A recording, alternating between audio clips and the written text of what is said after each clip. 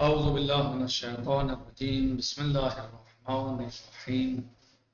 الحمد لله رب العالمين باعث الأنبياء والمرسلين بارئ الخلائق أجمعين ثم الصلاة والسلام على أفضل الخلق محمد وآله الطيبين الطاهرين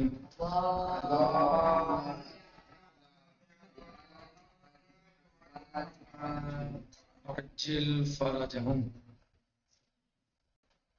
ہمارا درس اور گفتگو اللہ عز و جل کی عدالت کے سلسلے میں چل رہا ہے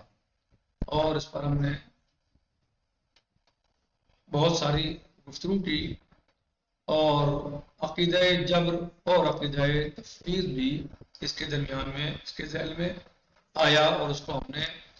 قدر ممکن سمجھانے کی کوشش کی کہ عقیدہ جبر کا کیا مطلب ہے اور یہ عقیدہ باطل کیوں ہے، تفویض کیا ہے اور تفویض باطل کیوں ہے۔ تو اس میں اب ہم نے اس کے بعد ایک تیسرا نظریہ جو درمیانی ہے اور جسے مذہبی وسطیٰ کے نام سے بھی یاد کیا جاتا ہے، اس کو ہم نے شروع کیا۔ اور مذہبی وسطیٰ یعنی درمیانی مذہب، یعنی جبر ہے اور نہ تفویض ہے، یعنی انسان بعض کاموں میں آزاد ہے اور بعض کاموں میں مختار ہے، جبکہ عقیدہ جبر یہ کہتا ہے کہ انسان اپنے تمام کاموں میں مجبور ہے، جو کچھ کرتا ہے اللہ کرتا ہے، انسان مجبور ہے، وہ کچھ نہیں کر سکتا۔ اس کے برخلاف تفویض کا عقیدہ ہے، یعنی انسان کو اختیار کامل ہے، اختیار کل ہے، یعنی وہ تمام کام اس کے اختیار میں ہیں اور وہ ہر کام کر سکتا ہے، یعنی ایک طرف افراط ہے اور دوسری طرف تفریط ہے، لہذا نہ افراط صحیح ہے اور نہ ہی تفریط صحیح ہے، بلکہ صحیح جو ہے وہ خیر الامور اوسط ہوں، یعنی بہترین امور جو ہے کیا ہوتے ہیں، اوسط درمیانی راستہ ہوتا ہے۔ لہذا جب امام علیہ السلام سے سوال کیا گیا، پوچھنے والے نے پوچھا تو امام علیہ السلام نے یعنی امام جعفر بن محمد الصادق علیہ السلام نے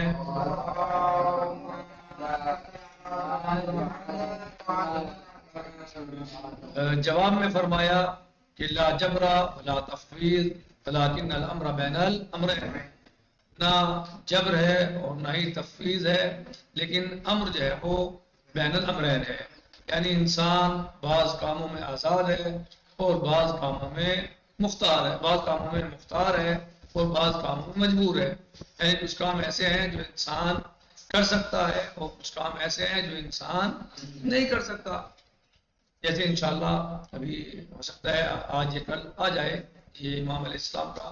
فرمان مبارک ہے۔ اس سلسلے میں صاحب کتاب نے مثالیں پیش کی ہیں،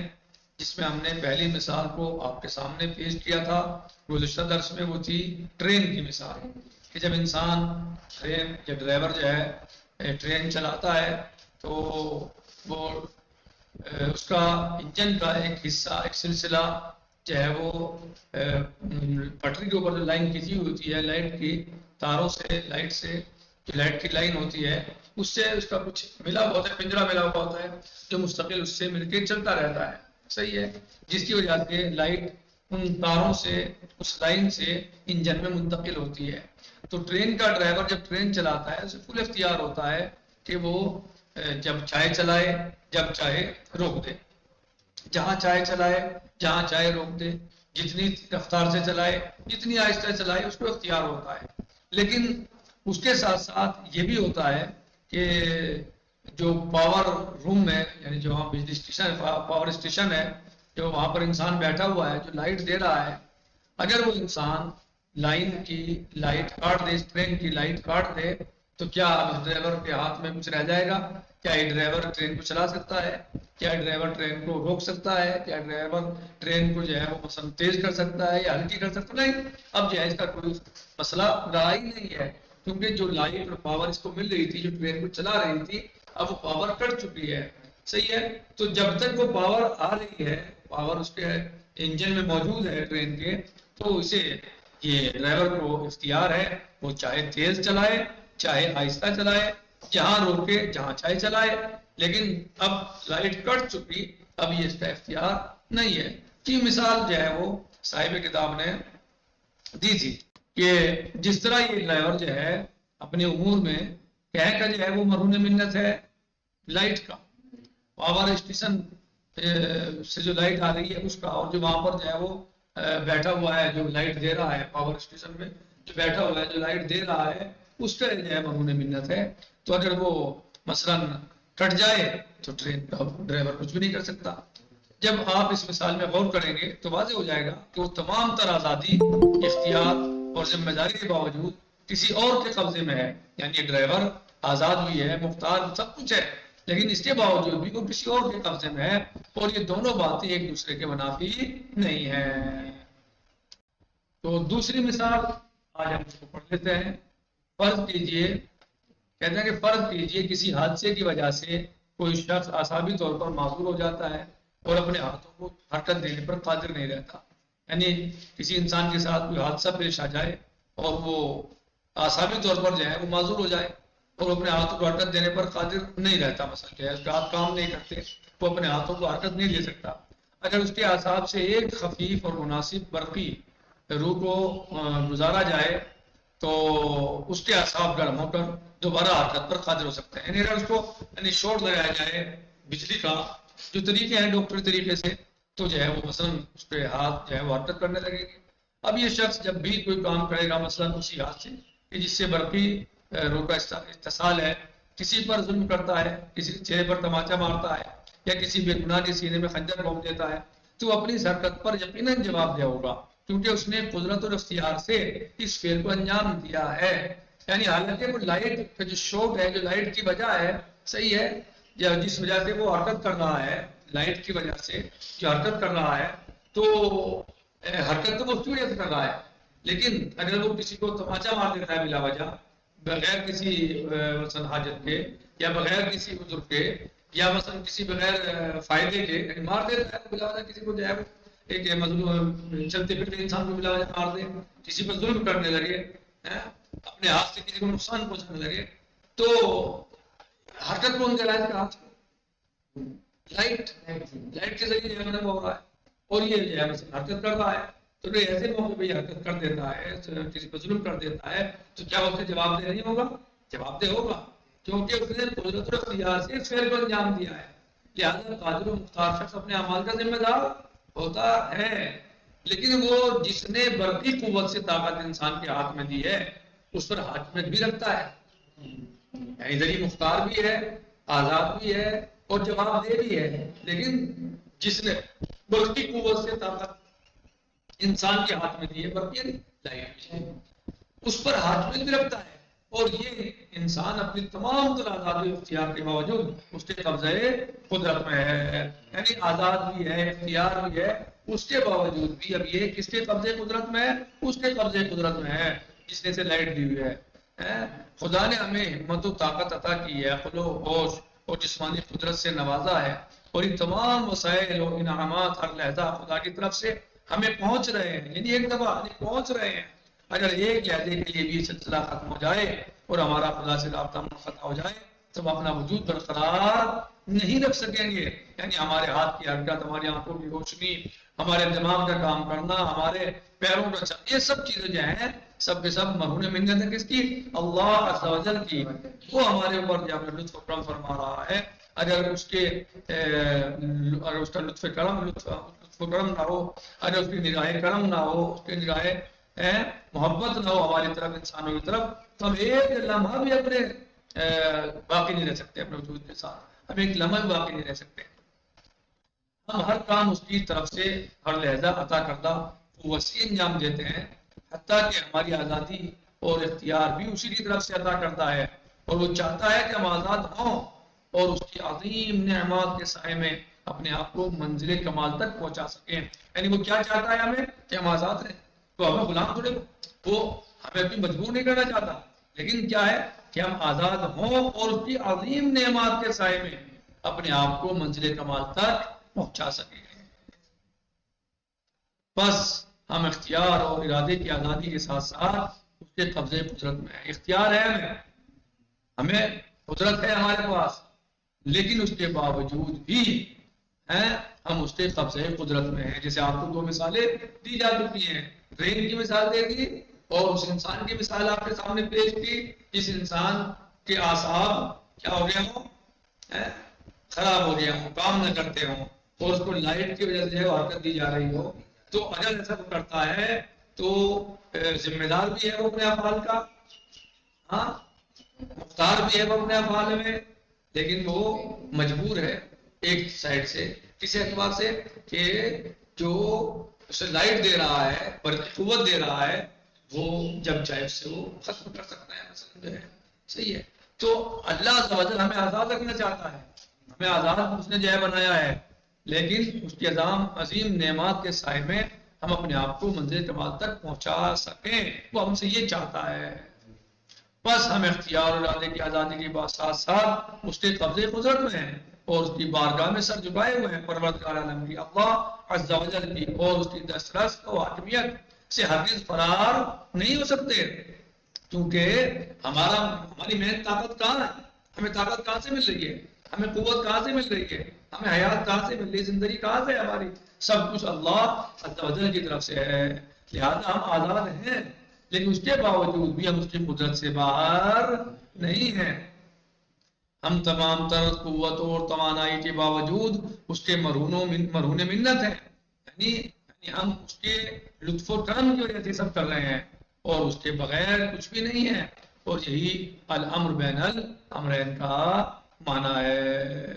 کیونکہ نہ ہم ان موجودات کو خدا کی مثل قرار دیتے ہیں کہ شرک لازم آئے، اور نہ ہی بندگان خدا کو ان کے اعمال میں مجبور مانتے ہیں کہ جس کے نتیجے میں ظلم لازم آئے.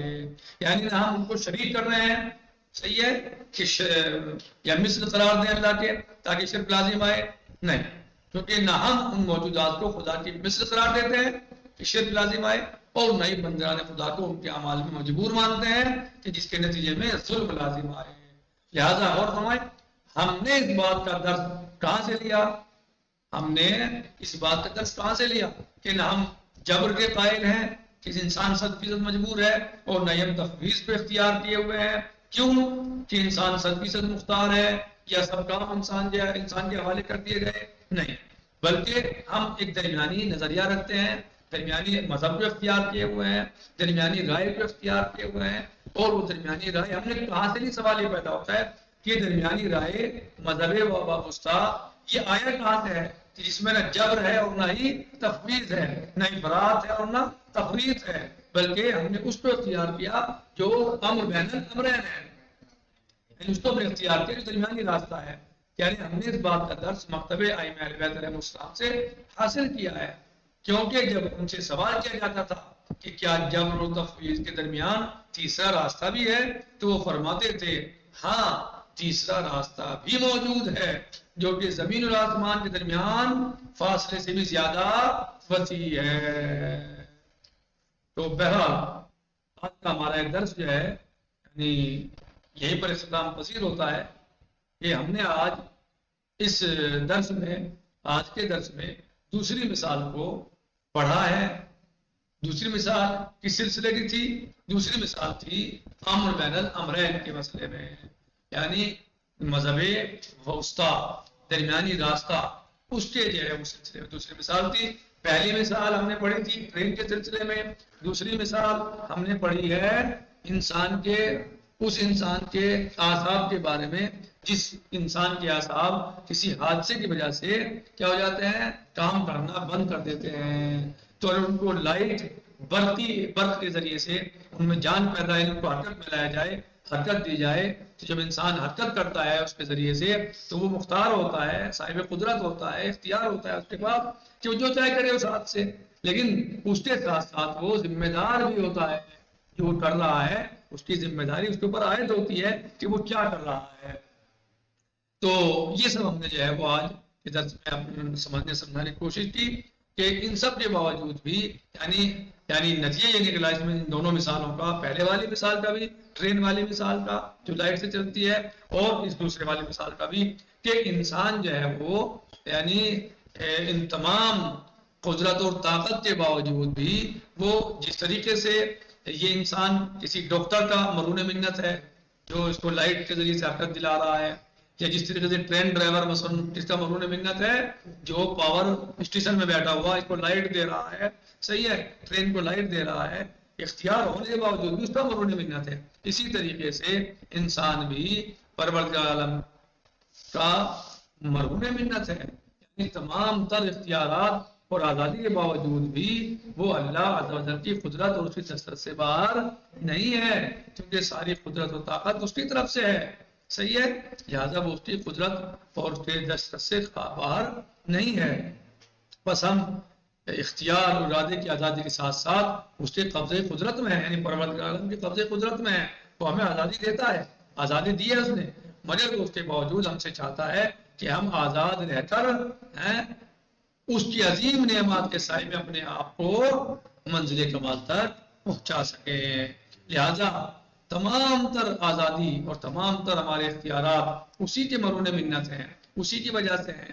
بس ہم اختیار اور ارادے کی آزادی کے ساتھ ساتھ اس کے قبضے قدرت میں ہیں اور اس کی بارگاہ میں سر جھکائے ہوئے ہیں اور اس کی دسترس اور حاکمیت سے باہر نہیں ہیں. اس سے ہمارا ہرگز فرار نہیں ہے، اس سے ہم فرار نہیں ہو سکتے. تمام تر قوت اور توانائی کے باوجود اسی کے مرہون منت ہیں اور اس کے بغیر کچھ بھی ہم نہیں کر سکتے. یہی امر بین الامرین کا مطلب ہے. سوال یہ پیدا ہوتا ہے کہ یہ امر بین الامرین ہم نے کہاں سے لیا، کہاں سے سیکھا، کس نے ہمیں بتا دیا؟ جبکہ بعض لوگ گمراہ ہوئے اس نظریے میں کہ انسان مجبور ہے، انہوں نے عقیدہ جبر کو اختیار کیا. بعض لوگ گمراہ ہوئے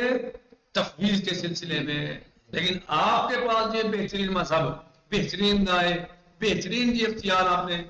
بہترین نظریہ جو اختیار کیا، یہ کہاں سے آیا؟ یہ آپ کو کس نے سکھا دیا؟ کہ یہ ہمیں انہی ذرات نے سکھایا ہے، انہی ہستیوں نے ہمیں بتایا اور سکھایا ہے جو ہستی کائنات کی عظیم ترین ہستیاں تھیں، جو کائنات کے چنندہ افراد تھے، جن کے صدقے میں کائنات بنی ہے، اور وہ ہیں اللہ کے رسول محمد مصطفیٰ صلی اللہ علیہ وآلہ وسلم. اور آپ صلی اللہ